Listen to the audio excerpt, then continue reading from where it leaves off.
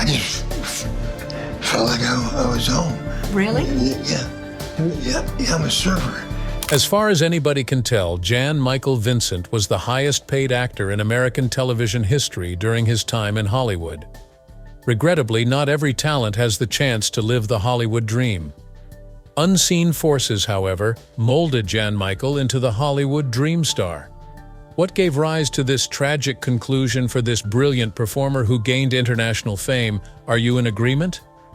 Let us follow the man's journey as he went from having it all in his youth to losing more than he had bargained for. Lloyd Whiteley and Doris Jane Vincent welcomed their son Jan Michael into the world on July 15, 1944, in Denver, Colorado. Though he spent his formative years in neighboring Hanford, Joaquin Valley, his father was born in Tulare. He joined the United States Army in 1941 and was assigned to the Denver Post. 3 years later, he welcomed a son named Jan Michael. The story of Jan Michael's life was tainted by several misfortunes. His granddad, Herbert Vincent, orchestrated a series of bank robberies and counterfeits from the 1920s into the 1930s. Not only does Jan Michael come from a long line of criminals, but so does his whole family. While Hoy followed in his grandfather's footsteps and became a burglar, his father's good fortune would ultimately run out. The Oregon Sheriff's deputies fatally shot Hoy, who was wanted for an armed robbery. Unfortunately, Hoy would not survive the horrific injuries. Lloyd, who was just a young guy when Jan Michael's brother passed away, witnessed directly the devastating effects of his family's history of violence. Other uncles of Jan Michael's, Clifford and Harold, were wanted for a long time for harassing businesses and banks. In 1931, they were found guilty of bank robbery in California. Still, there were other areas where they were desired. Strathmore and Hardwick were also enamored with the couple. Grandpa Herbert and grandson Gordon were arrested in Hanford in January 1932 for bank robbery and assault with a dangerous weapon. Jan Michael was 6 years old at the time. If this were to occur, Lloyd, Jan Michael's father, would find himself orphaned at the tender age of 12. Jan Michael was 15 years old and Lloyd was 21 when he met the mother of his future wife, Lloyd Vincent, in 1940. Lloyd had barely graduated from high school when they tied the knot in Denver. He was deployed to Denver in 1941 as a B-25 bomber pilot during World War II, and the couple had a son, Jan Michael, 2 years after the wedding. The fact that Jan Michael's father was a military officer did not change his deep-seated mistrust of authority. Intelligent Jan Michael witnessed his father receiving orders from higher-ups in the army during his childhood. Witnessing his father capitulate to the demands of those in charge without showing any signs of resistance or strength was enough to depress him. Prior to understanding the magnitude of his father's hardships, Jan Michael had a deep hatred against individuals in authority. It was only during his adult years that he became cognizant of the breadth of this hatred. Because to his father's work, Jan Michael had a difficult upbringing as a nomad. The family welcomed Jan Michael's sister, January Jackie Vincent, into the world in 1947. His brother Christopher came into this world in 1952, which was 5 years subsequent to Jackie's birth. The war lasted for 6 long years, ending on September 2, 1945, with Jan Michael just a year old when it started on September 1, 1939. After the war ended, Lloyd was going to become a painter as Jan Michael's grandpa did, but he gave in to alcohol and the stress's numbing effects. Jan Michael sought solace overseas after his father's alcoholism brought about devastation in the family. In his pursuit of peace, he found surfing, an activity that would provide him stability and joy for many years. Despite his hectic schedule at home and in school, Jan Michael found time to indulge in his newfound enthusiasm for surfing whenever he could. Having attended Hanford Public Schools, Jan Michael graduated from Hanford High School in 1963. After that, he attended Ventura College for 3 years in California's Ventura County. I would have finished college, but the registration clerk literally shut the window in my face for the lunch hour, Jan Michael said, sharing his reasoning for dropping out after 3 years of school. His pursuit of academic excellence came to a halt with this decision. Jean-Michel would prefer to spend the $200 on a wild party trip to Mexico rather than attend school. Although Jean-Michel harbored deep resentment for those in authority, he found himself trapped in the same rigid system that had destroyed his father.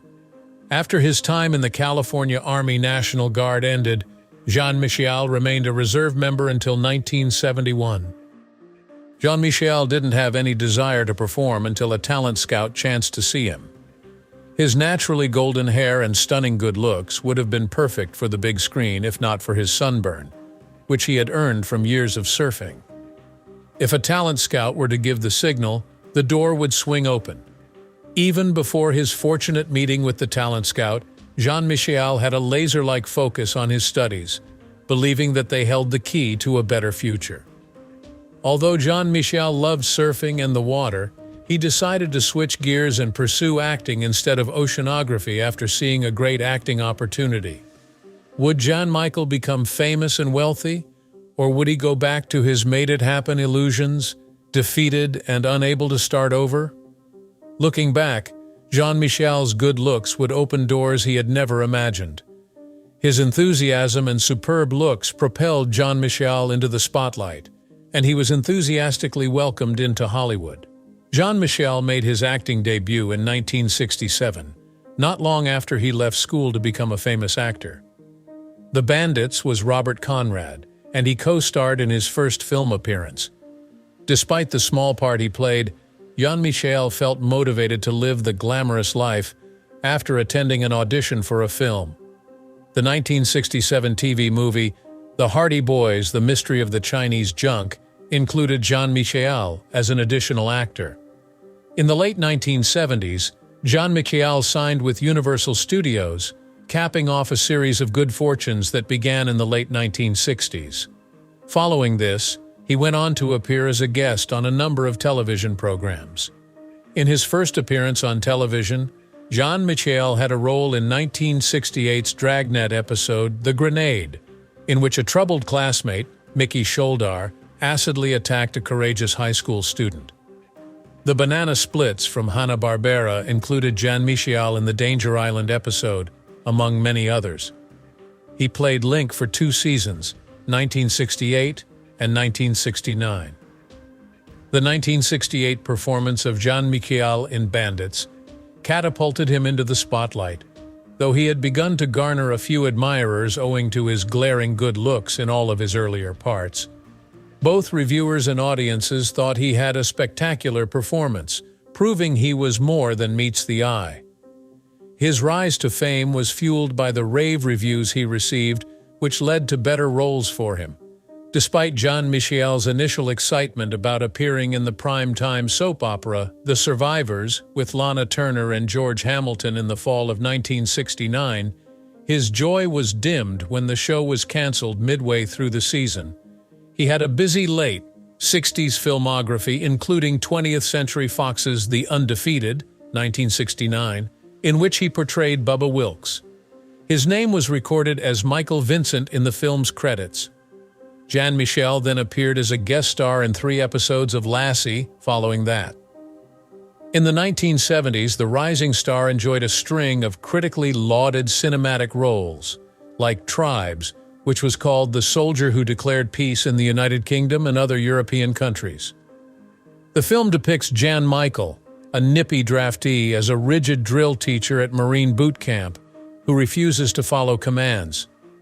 Jean-Michel's effectiveness was significantly enhanced by his prior experience in the Army. The 1971 film Going Home, in which Jean-Michel co-starred with Robert Mitchum, was further acclaimed for his outstanding performance. There was an episode of Gunsmoke called The Legend that year, in which Jean-Michel would appear. Jean-Michel played the role of an alcoholic teen in the 1973 film Marcus Welby, Maryland, showcasing his acting flexibility. Episode Catch a Ring That Isn't There. After his shocking full-frontal nudity surprised audiences in the 1974 romance picture Buster and Billy, in which he starred as the anti-hero Buster Lane, Jean-Michel earned more female admirers. The 1977 film Damnation Alley, based on the science fiction novel by Roger Zelazny, also featured Jan Michiel. His incredible decade further cemented his position in the affections of his loyal fans. His career from the 1970s would continue uninterrupted until he appeared in the surfing picture Big Wednesday, alongside William Catt and Gary Busey. With his considerable surfing history and profound enthusiasm for the sport, Jean-Michel was the perfect fit for the position. His acting talents and the character's emotional investment were spot on, with his acting training coming from his time spent surfing as a way to escape domestic stress. He portrayed the wounded soul of a free-spirited surfer so brilliantly that many have called it his best performance to date. His breathtaking good looks and innate charisma catapulted Jean-Michel to fame. Acting in the 1980 gang-themed film Defiance revealed a new side of him to audiences and helped cement his place in Hollywood, proving to critics that he was more than just a pretty face. In the role, he co-starred with Danny Aiello as a regular guy in Manhattan who rises up against the thugs that attack his area. His subsequent appearance in the science fiction film The Return, which was exclusive to home video and television, was inevitable. Released in 1983 was the role that would begin Jean-Michel's acting career. Airwolf was Jean-Michel's breakout performance, and he played the character of Stringfellow Hawk in it. His co-starring role with Ernest Borgnine would earn him his highest income to date, albeit he had already achieved renown and was on par with other prominent movie stars of his day.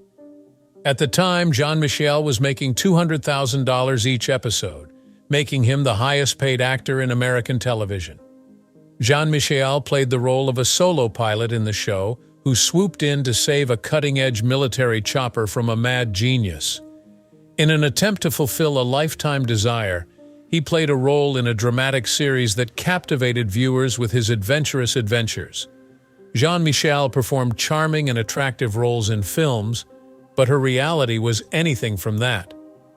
A secret that was beginning to trouble him was being kept by the man who seemed to have everything under control and was doomed to become the best the world had ever witnessed. Despite his best efforts throughout the 4 seasons of Airwolf, 1984, 1987, the TV star was truly dealing with many more issues than his loyal fans were aware of. The gentleman whose awe-inspiring performance on the show was about to plummet unless he found a method to reverse his luck. After achieving career-defining success with his performance in Airwolf, Jean-Michel finally broke through. The program became a staple of American television and received considerable acclaim after its premiere on January 22, 1984. The show's success was guaranteed by his captivating performance, the well-written script, and the availability of military equipment. The actor Jan Michael took on the role of Stringfellow Hawk to help recover a stolen aircraft. To draw in viewers and keep them involved throughout the adventure, Jan Michael gave his character deep emotions. Over the course of the event, he deftly blended stoicism with empathy, making for a remarkable performance. While on his solo mission and in his dogged search for his missing brother, Hawk lets his sensitive side show through his reflective music listening. Video games and souvenirs featuring the show's iconic plane, Airwolf, were developed in response to the show's massive and devoted fan base. Jan Michael's meteoric rise to stardom caused him to become famous all throughout the nation. His image appeared in magazines, and top programs asked him to appear on their broadcasts to increase viewership. His place in the public eye and the business world was cemented, and he appeared to be in the prime of his leading man career. Consistent love for Jan Michael gained him the fame and fortune he had always fantasized of. Having said that, Jan was also dealing with something that seemed to be turning his life upside down. With Jan Michael's sudden rise to fame came the descent down the rabbit hole that many Hollywood stars experience when the pressure becomes too much to bear. He had more on his plate than he had in a while because of the show's popularity and Jan Michael's subsequent renown. He reached a breaking point when the stresses of running the series began to affect his mental health. The once charismatic young man began to act and perform poorly when someone noticed a slight change in him. Unfortunately, his career took a nosedive after the film that had made him famous. Word soon spread about his chronic tardiness to set, lack of preparation, and complete stage absences, all of which frustrated the show's directors and producers and slowed down production. Reports about his inability to collaborate and the problems that followed when forced to did so painted him in a poor light, which other actors, producers, and directors used to cast him in a bad light. Even if the show ends on a negative note, Jan Michael had a major effect on it. The show's success and the show's widespread popularity were both fueled by his dedication to the role. Even though Jan Michael's acting skills were always obvious, the public had low expectations for other parts of his life. At some time, the truth will inevitably out. It seems like the ancient saying, "Be careful what you wish for," was written just for our movie star. Jan Michael lost interest in his aspirations once they became too much for him to manage, even if they had positive parts. He dreamed of being a famous performer since he was a little boy, and he wanted to make the world a better place by bringing down the house with his mesmerizing performances. The TV star, who was already having a hard time adjusting to his enormous celebrity, became paralyzed by the intense scrutiny he was under. Thanks to his talents in Hollywood and his beautiful looks, Jan Michael had once been a deity among men, but his ever-loathing devotees planned to dethrone him. His entire life had been a nightmare, even though all of his dreams should have been happy. As a means to cope with the immense pressure he was under, the actor wasted no time in turning to substance abuse. To alleviate the increasing strain, he turned to substance abuse. Unfortunately, this road led him astray and finally destroyed the actor he had aspired to be, a legend whose star power would last for decades after his passing, and made him renowned for the wrong reasons. His personal and professional lives were soon affected by his substance usage. His reliability was immediately called into doubt. Though he was once reliable, popular, and affable, the actor soon lost his edge. The whole crew and cast quickly became hostile toward him. Cast members, crew members, creatives, and everyone in between. His unreliability caused production time to be pushed back, which had a negative influence on the program shortly after. He soon quit the program since he couldn't make apologies. Was he hoping to make a constructive change that would help him overcome his personal and professional problems by abruptly leaving the program? Or was he hoping it would only make him worse? Nobody was willing to admit how much Jan Michael's personal life paralleled his professional life. A rift in his marriage, widened by his substance abuse issues, seemed to be expanding with time. The terrible conclusion to the actor's turbulent life occurred after 3 marriages, each of which was precipitated by his drug addiction and subsequently ended in divorce. Not only did Jan relationship Michaels suffer, but other aspects of his life did as well. It was a never-ending battle for Jan Health Michaels that he waged because to his substance, misuse. Jan Michael fractured 3 vertebrae in his neck after a terrible accident in 1996, all due to his intoxication. After this, the actor Jan Michael should have been steered away from the drugs that had consumed him, but he was unmoved. The pain of his wounds and his brush with death weren't enough to break him of his destructive ways. Jan Michael and Bonnie Poorman were married in 1968, and in 1973 their daughter Amber Spring Vincent was born. 20 years after they were married, in 1986, their marriage would end in divorce. Jan Michael would be married again the following year. There was a lot of trouble in his second marriage as well. His second wife, Joanne Robinson, filed for a restraining order against him in 1998, alleging that he had mistreated her during their marriage. In 1986, during his second marriage, he got a divorce. In the same year, he was accused of felony assault, but his counsel quickly had him cleared of any wrongdoing by arguing that the victim had slipped and fell on a telephone cord in his home. When he was rearrested for drunk driving in 1988, he sought treatment immediately to avoid jail time. In 2000, he was sued by an ex-girlfriend who said he was violent and caused her to miscarry. His troubles persisted beyond that point. A default judgment of $374,000 was entered against him as a result of this. Jan Michael came dangerously close to losing his life in 3 terrible car incidents that happened in the 90s. In August 1996, he was involved in a second accident, following his previous one in February 1992. Regrettably, the life-saving surgery he underwent irreversibly damaged his vocal cords, rendering him permanently devoid of the endearing voice that had captivated his admirers. After his accident in 1996, Jan Michael was given a rehabilitation term and put on probation for his drunkenness and drug abuse. In 2000, he violated his probation after serving time in prison by becoming drunk in public 3 times in a row. In addition to doing time for the assault on his fiancée, he would be sent to the Orange County Jail.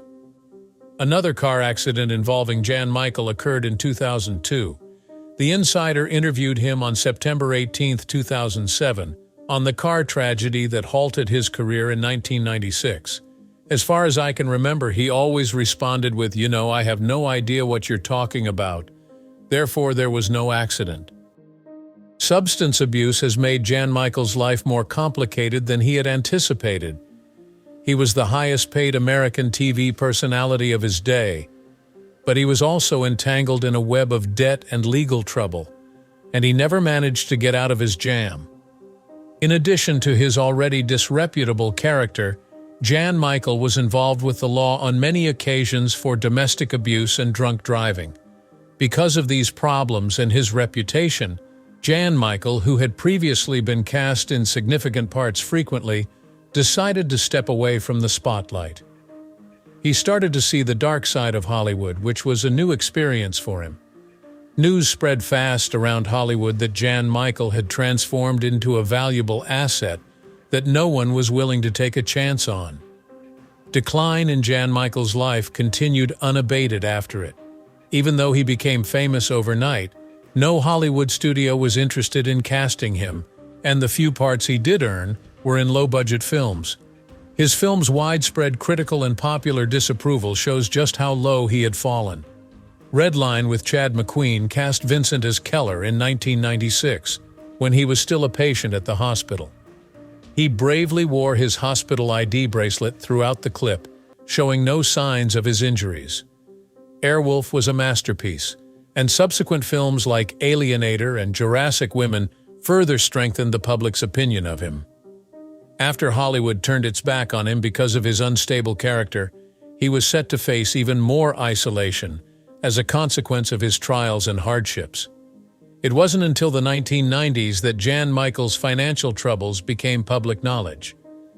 The man who had made $200,000 every episode of Airwolf had finally given in to his vices after losing everything that had ever meant to him due to his addictions. By 1997, his wealth was all but vanished as a result of his drug abuse and deteriorating health. When he declared bankruptcy in 1997, he startled everyone with the reality of his financial condition. Jan Michael, who came from humble beginnings, is struggling to keep his formerly opulent lifestyle within reach now that it's out of his price range. But the ex-A-lister still faces difficulty with it. He would soon have even his magnificent legacy taken away from him, and all that would remain are rumors and conjecture about the struggles he faced spread among his erstwhile fans. Jan Michael spent his last days in prison, away from the prying eyes of the public, where he suffered from feelings of shame and isolation. Once a major celebrity, Jan Michael endured several health problems that nearly kept him home, leading to less and fewer appearances. Isolated from the entertainment industry that had once welcomed him, Jan Michael endured silently the effects of his health difficulties. The once famous actor's mental and physical health took a nosedive, and he eventually had to have his right leg amputated to stop an infection that had begun to fester and would have spread if he hadn't made the decision to have it done. In the few interviews he did give, Jan Michael revealed that his mental health had suffered due to his troubles. He expressed sorrow and humiliation for his life's shortcomings and for allowing himself to be led astray from the love and support of those closest to him by the pressures he faced. In his latter years, he fled North Carolina to live a life separate from his past. Even as rumors circulated about him, he persisted in living a life of solitude. On February 10, 2019, while a patient at Mission Hospital, the 74-year-old Jan Michael died after a heart attack. The news of his death did not reach the public until March 8th, more than 1 month after he had already gone away. Incredibly grateful for the time you've taken. Subscribe and click the bell symbol to see more videos like this one. And please like the video.